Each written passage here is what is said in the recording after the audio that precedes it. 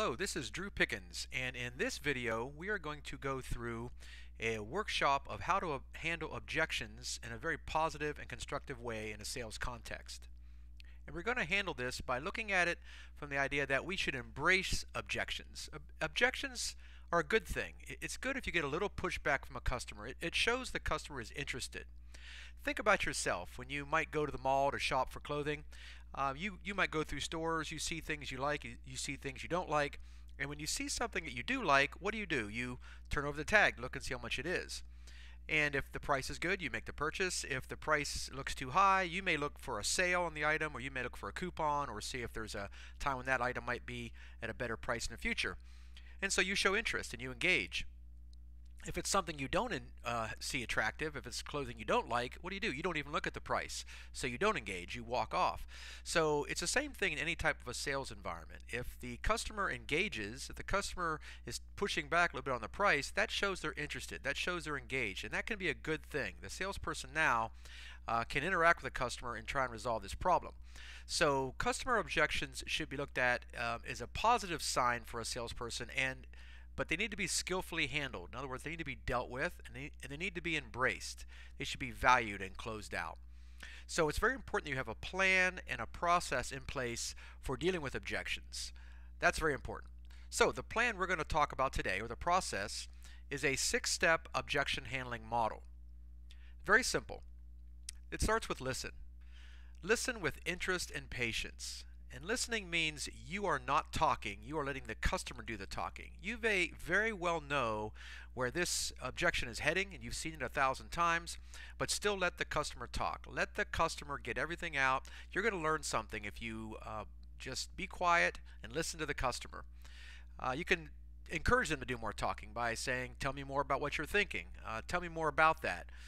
That's very interesting. Can you explain more to me on that, please? So anything we get the customer talking more is a very good thing. Once you've heard everything the customer has to say and they've got it all out, it's very important now to clarify. Just because you've heard the customer speak, don't assume that you fully understand what it is they're meaning. Understanding meaning is a different step in the process, so that can only come through clarification. So how do we clarify? You can ensure understanding by saying something like, give me an example, please. Can you tell me more about that? Can you tell me when that happened in the past? What was the impact on you?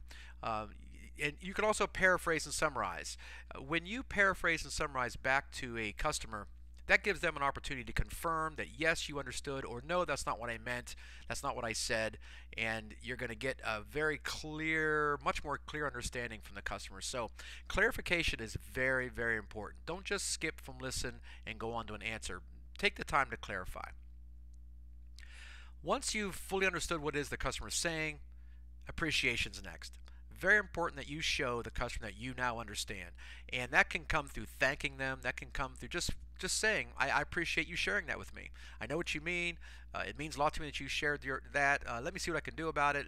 But I appreciate you sharing that with me.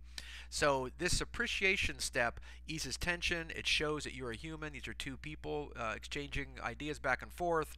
And people want to know that they were understood and appreciated. So a very important step. Don't skip over appreciating. The next step is isolate, and this is probably the most important step in the 6-step model. This is confirming that this is the only issue, but even more important, it gets the issue away from whatever it is you're trying to sell. As long as the problem remains with the item or the solution that you're trying to sell, then the solution or the item is not satisfactory in the customer's mind. So we have to get this out away so we can handle this off by itself. There's lots of ways to isolate, and one example here is you could say, if we were to find a solution to this problem, is there anything else keeping us from moving forward? In other words, yes, I see you like this garment, you like this idea, you like this solution. The price seems to be an issue. If we could do something about the price, does this look like a good way for you to go? Does this look like a good item for you?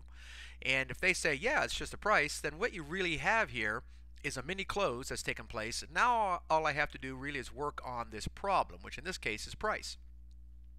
If the customer were to say, well, there's other things too, it's also the wrong size, or it doesn't work quite right, or there's something else wrong, then I know there's two things that I need to get away from the sale. So it helps you identify really clearly what it is that's holding it up, and it gets it out away from the item or the solution that you're trying to sell so that you can handle this off by itself, and now you somewhat have a mini close or a mini commitment to move forward once this process is resolved. So isolation is very important.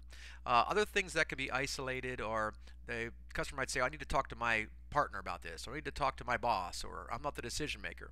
And so now the problem is who is the decision maker, or they have to talk to somebody. So that needs to be handled off by itself, but you want to get some commitment here that this product or the solution is right. So you could say something like, I understand there's someone else you need to talk to, but if this were just up to you on a scale of 1 to 10, where is it?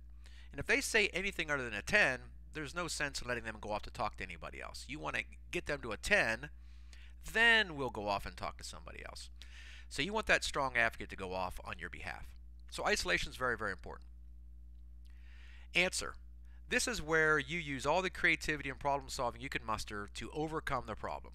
Right? Lots of ways to answer. Every situation is different, but creativity and problem solving are the main things. So hone your creative and problem solving skills. Say something like, I have an idea for a solution that you might find interesting. In fact, you might not be able to handle this today. You might need to reschedule a meeting for tomorrow to completely close it out, or the customer may need to come back at a later time. But this idea that you have ideas for solutions, you have insights, you have things the customer may find interesting. That's the way you want to package any answer that you have. And also you want to let the customer know that they're probably not the first one to have this objection. There are others that have had this same objection in the past, perhaps, or that's very common for them to feel this way, and that you can work that into your appreciation element as well. So it's very good to know that you are here to help them, you're here to solve problems, you're here to provide solutions, and you're willing to act creatively. The last step is commit.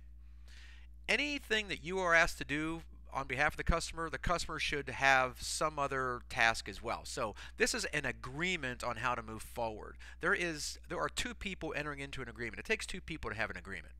So commit is where there is some agreement on how we are going to proceed.